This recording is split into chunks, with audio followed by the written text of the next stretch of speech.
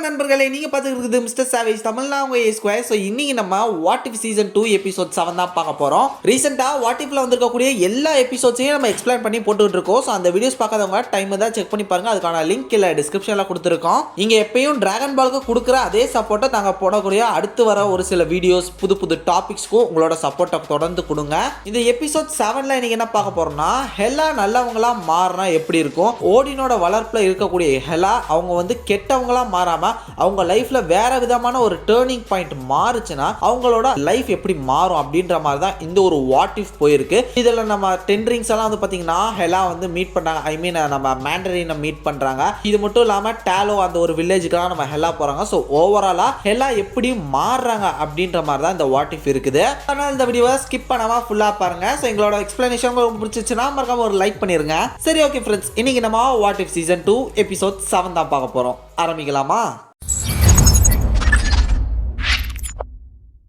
இந்த எபிசோடோட ஸ்டார்டிங்கில் ஓடின் எப்படி அந்த 9 realmஸை வந்து கண்ட்ரோலுக்கு எடுத்துகிட்டு வந்தாருன்றதை காட்டுறாங்க. ஸோ அவருக்கு ஒரு பக்கபலமாக இதுக்கு இருந்தது அவரோட பொண்ணு ஹெலா தான். இவங்க 2 பேரும் சேர்ந்து பல பிரான்ச்சஸ் வந்து பார்த்தீங்கன்னா கண்ட்ரோலுக்கு எடுத்து அந்த 9 realmஸையும் கண்ட்ரோலுக்குள்ளே எடுத்துடுறாங்க. இது எல்லாத்தையும் கட்டி ஆள்ற பொறுப்பு ஓடின் கையில் தான் இருக்குது. ஸோ இதோட நம்ம ஓடின் நிறுத்திக்கலாம் அப்படின்னு பார்க்கும்போது ஹெலா இதெல்லாம் பத்தாது, நீங்கள் ஏன் 9 realmோட இதை நிறுத்திக்கிறீங்க, அங்கே பாருங்கள் மொத்த காஸ்மோஸ் இருக்குது, நம்ம இறங்கி எல்லாத்தையுமே வந்து நம்ம ரூல் பண்ணலாம் அப்படின்ற மாதிரி கேட்க, அதுக்கெல்லாம் நீ சரிப்பட்டு வர மாட்ட, நமக்கு என்ன இருக்குன்றத நம்ம தான் முடிவு பண்ணோம், நீ வந்து ரொம்ப ஓவரா பேராசைப்படுற, அது தப்பு அப்படின்ற மாதிரி இவங்களுக்குள்ள பயங்கர சண்டை போயிட்டு இருக்கு. ஹெலா என்ன சொல்றாங்கன்னா, என்ன இப்படி மாத்தினதே நீங்க தான், சண்டை இல்லைன்னா நானே இல்லை, எனக்கு அது ரொம்ப பிடிக்கும் அப்படின்ற மாதிரி அவங்க விடுறதா இல்லை. ஸோ எனக்கு மொத்த காஸ்மோஸையும் உள்ள போய் எல்லாத்தையும் நான் வந்து ரூல் பண்ணும், எல்லாத்தையும் நான் வந்து கைப்பற்றணும் அப்படின்றதான் ஹெலா வந்து சொல்றாங்க.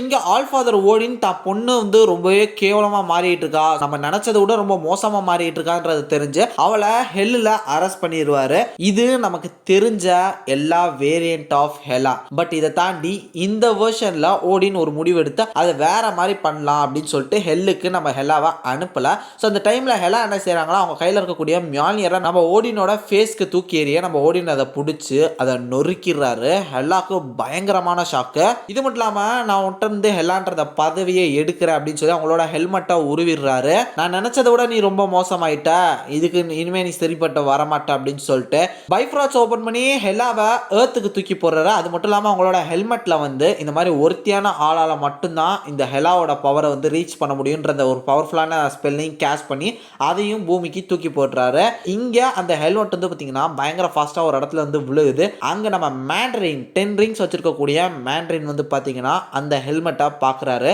இங்க இருந்து பார்த்தீங்கன்னா வாட் இஃப் சீசன் 2 அந்த எபிசோட் 7க்கான அந்த ஸ்டார்டிங் கிரெடிட்ஸா வாட்சர் சொல்றாரு அவரோட ஸ்டைல எப்பயும் போல. ஸோ ஒரு பயங்கரமான மழை பெஞ்சிட்டு இருக்க அந்த ஒரு இடத்துல ஹெலா நடந்து வராங்க. அங்க நம்ம மேண்டரின் அவங்களுக்கு ஆப்போசிட்ல நிக்கிறாங்க.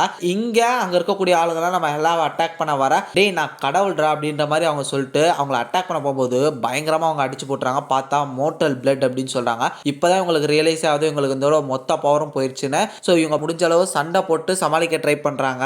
பட் நம்ம மேண்டரின் அவுட்டர் இருக்கக்கூடிய 10 ரிங்ஸை வச்சு நம்ம ஹெலாவை சரண்டர் பண்ண வச்சிடறாங்க. முட்டி போட்டு நம்ம மேண்டரின் முன்னாடி ஹெலா நிக்க, நம்ம ஹெலா என்ன சொல்றாங்கன்னா, என்னோட ஹெல்மெட் மட்டும் இருந்ததுன்னா இதே மாதிரி நீ என் முன்னாடி முட்டி போட்டு உட்கார்ந்துருப்ப அப்படின்ற மாதிரி சொல்றாங்க. அப்படியே எங்க அதை தூக்கு அப்படின்னு சொல்லிட்டு நம்ம மேண்டரின் சொல்றாரு. நம்ம ஹெலா வந்து பாத்தீங்கன்னா அதை தூக்க ட்ரை பண்றாங்க, சுத்தமா முடியல. அப்பா இதை மட்டும் எனக்கு பண்ணாதீங்க தயவு செஞ்சு அப்படின்னு கெஞ்சி பார்த்துலாம் தூக்குறாங்க. பட் அவங்களால சுத்தமா தூக்க முடியல. நம்ம மேண்டரின் அவங்கள தூக்கிட்டு வந்துடுறாரு. தூக்கிட்டு வந்து அவர் ரூம்ல வச்சு பார்க்கும்போது, இது என்ன புதுவிதமான ஏதாவது டார்ச்சரா அப்படின்னு சொல்லும் போது, நான் வந்து உன்னை டின்னருக்கு இன்வைட் பண்றேன் அப்படின்ற மாதிரி சொல்லி அவர் ஒரு ட்ரெஸ்ஸை கொடுக்குறாரு. ஸோ அதை போட்டு நம்ம ஹெலா வந்து அழகா இருக்காங்க. அதை பார்த்தோன்னே மேண்டரினுக்கு ஒரு மாதிரி அவங்க மேலே அஃபெக்ஷன் வந்துடுது. ஸோ இவங்க ஒரு சின்ன டின்னர் அட்டன் பண்ணுறாங்க. இங்கே மேண்டரின் அவர் என்ன பண்ணிட்டு இருக்கேன், அவரோட ரோல் என்னன்றதை அவங்களுக்கு எக்ஸ்பிளைன் பண்ணுறாரு. ஸோ இந்த மாதிரி இந்த வேர்ல்டை நான் ப்ரொடெக்ட் பண்ணிட்டு இருக்கேன், எனக்குன்னு ஒரு டீமை ஃபார்ம் பண்ணி இந்த உலகத்தில் இருக்கக்கூடிய கெட்ட விஷயங்களை வந்து நான் வந்து அழிச்சிட்டு இருக்கேன் அப்படின்ற மாதிரி அவரோட விஷயங்களை சொல்றாரு. இந்த மாதிரி நீயும் ஒரு ஃபைட்டர்னு எனக்கு நான் தெரியும், நான் அதை வந்துட்டு பார்த்தேன் ஹெலா, நீ நானும் சேர்ந்து ஏன் ஃபைட் பண்ணக்கூடாது அப்படின்ற மாதிரி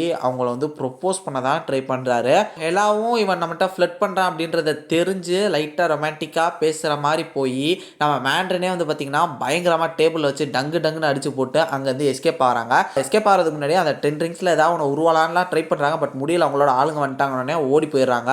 அங்கே ஹார்ஸ்லாம் இருக்கக்கூடிய ஒரு பட்டறையில் பார்க்கும்போது ஒரே ஒரு குதிரை நம்ம மோரிஸ் இருக்காரு. ஸோ அவரோட உதவி மூலமாக பார்த்தீங்கன்னா இவங்க ஒரு பவர் அட்டைன் பண்ணணும், எப்படியாது தன்னோட ஃபாதர் ஓடின்னு எதிர்த்து சண்டை போடணும்னு சொல்லிட்டு போகிறாங்க. அப்போ மோரிஸ் வந்து பார்த்தீங்கன்னா அந்த மூங்கில் காட்டுக்குள்ளே கூட்டிகிட்டு போயிடுது. அந்த மூங்கில் காட்டுக்குள்ளே போயிட்டாலே அவங்க ஒன்று செத்து போகணும், இல்லை இந்த டாலோ வில்லேஜுக்குள்ளே போகணும். இங்கே நம்ம ஹெலா வந்து பார்த்தீங்கன்னா டாலோ வில்லேஜுக்கு போயிடுறாங்க.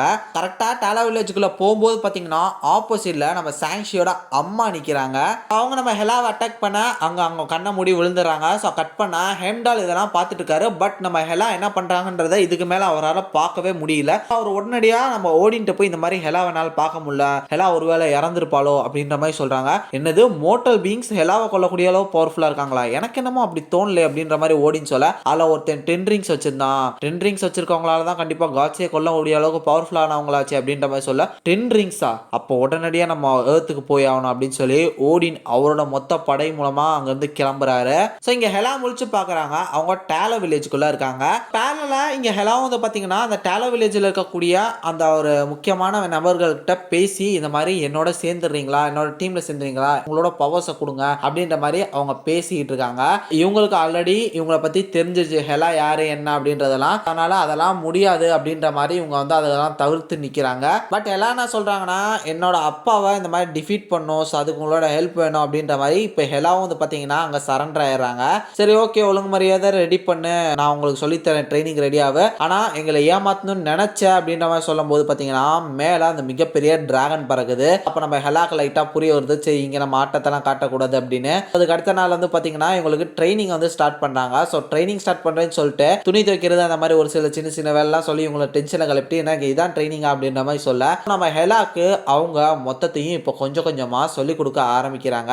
அவங்க என்ன கேட்குறாங்கன்னா ஹெலாட்டா உனக்கு என்ன வேணும் அப்படின்னும் போது 9 realms கண்ட்ரோல் பண்ணும், அந்த மாதிரி காஸ்மோஸை நான் ரூல் பண்ணும், அதுக்கப்புறம் அப்படின்னு சொல்லி அவங்க கேட்க உனக்கு என்னதான் வேணும் ஃபைனலாக அப்படின்னு சொல்லி நம்ம ஹெலாவோட உள்ள இருக்கக்கூடிய அந்த ஒரு ஆள் மனசை வந்து ட்ரிகர் பண்ணி விட்டுறாங்க. அப்போ அவங்க சின்ன வயசாக இருக்கும்போது பார்த்தீங்கன்னா அவங்களோட நாய் கூட செம ஜாலியாக விளையாண்டுட்டு இருக்காங்க. அப்போ ஓடின்னு என்ன செய்யறாங்கன்னா அந்த நாயை கூப்பிட்டு அந்த நாய்க்கு வந்து வேட்டையாடுற குணம் இருக்கு, அதே மாதிரி உனக்கும் அந்த ஒரு குணம் இருக்கு அப்படின்ற மாதிரி சொல்லி அவங்க வந்து சின்ன வயசுல ரொம்பவே மோசமானவராக இருந்திருக்காங்க நம்ம ஓடின். இவங்க எல்லாரையும் வந்து பார்த்தீங்கன்னா இப்படி வெறி பிடிச்சவங்களா மாத்தினதே இவர் தான். அதுக்கப்புறம் நீங்க ரொம்ப வெறி பிடிச்சவங்களா மாறிட்டீங்கன்னு சொல்லி அதை வந்து தடுத்து நிறுத்துறன்ற பேர்ல அப்படி பண்றதும் நம்ம ஓடின் தான். ஸோ ஹெலா என்ன விரும்புனாங்களா அவங்க இஷ்டத்துக்கு அவங்க பிடிச்ச மாதிரி வாழ்ற ஒரு ஃப்ரீடமான ஒரு லைஃப் தான். பட் அவங்களுக்கு அது சின்ன வயசுல கிடைக்கல. இப்போ என்ன சொல்றாங்கன்னா இந்த மாதிரி ஃப்ரீடம் அண்ட் பீஸை வந்து நான் நிலைநாட்டுவேன், காஸ்மோஸ்ல இருக்கக்கூடிய எல்லாருமே அவங்க நினைக்கிற மாதிரி நிம்மதியாக வாழக்கூடிய அளவுக்கு அவங்க என்ன ஆசைப்படுறாங்களோ அப்படி அவங்க இருக்கிற மாதிரி அவங்களுக்கு ஒரு ஃப்ரீடம் அண்ட் பீஸை நான் நிலைநாட்டுவேன் அப்படின்னு சொல்லும்போது இங்கே அவங்க சொல்றாங்க சரி இப்போ நீ ரெடி ஆயிட்ட அப்படின்ற மாதிரி சொல்றாங்க. ஸோ இவங்க அவங்ககிட்ட இருந்து எல்லா ட்ரைனிங்குமே கத்துக்கிட்டு இருக்காங்க. கத்துக்கிட்டு ஒரு இடத்துல தியானம் பண்ண உட்காந்துருக்கும் போது பார்த்தீங்கன்னா அஸ்கார்ட்ல இருந்து பைஃப்ராக்ட் சொல்றத பார்க்குறாங்க. இல்லை அப்பா வந்துட்டார் அப்படின்னு சொல்லிட்டு இவங்க கிட்ட ஆசீர்வாதம் வாங்கிட்டு இவங்களோட வெப்பன்ஸ் எடுத்துட்டு நம்ம ஹெலா அங்கேருந்து கிளம்புறாங்க. பேலால இங்கே பார்த்தீங்கன்னா நம்ம அஸ்கார்ட்லேருந்து இறங்கின ஓடின் நம்ம 10 ரிங்ஸ் வச்சிருக்கக்கூடிய மேண்டரின் கூட பயங்கரமாக சண்டை போடுறாங்க. இந்த மாதிரி இந்த வெப்பன் எப்படி யூஸ் பண்ண கூட உனக்கு தெரியாது, ஒழுங்கு அந்த 10 ரிங்ஸை கொடு அப்படின்ற மாதிரி இவரும் இப்போ வந்து ஃபைட் பண்ணிட்டு இருக்காரு. அப்போ நம்ம ஹெலா வந்து பூந்து பார்த்தீங்கன்னா நம்ம மேண்டரினோட சேர்ந்து அவங்க அப்பாவை எதிர்த்து நின்று சண்டை போட்டுட்டு இருக்காங்க. இவங்க எல்லாருக்கும் பயங்கரமான பேட்டிலே இவங்களுக்குள்ள போயிட்டு இருக்கு. ஸோ ஓடின் அவரோட அந்த ஒரு ஸ்டாஃபை வச்சு பார்த்தீங்கன்னா பயங்கரமான பவர்ஸை இவங்க மேலே அட்டாக் பண்ணுறாங்க. அப்போ ஹெலா என்ன சொல்கிறாங்கன்னா எங்களுக்கு எங்களோட ஃப்ரீடமை கொடுங்க, நீங்கள் வந்து அடக்குமுறை செய்கிறீங்க, நீங்கள் தான் என்ன இப்படி மாற்றினது அப்பா அப்படின்ற மாதிரி சொல்லி இதை புரிய வைக்க ட்ரை பண்ணுறாங்க. இவங்களுக்குள்ள பேட்டில் பயங்கரமாக போயிட்டு இருக்கு.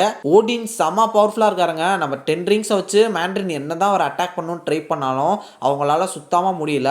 ஃபைனலாக இவங்க எப்படியோ 2 பேரும் சேர்ந்து நம்ம ஓடினை போட்டு பொழந்து எடுக்கிறாங்க.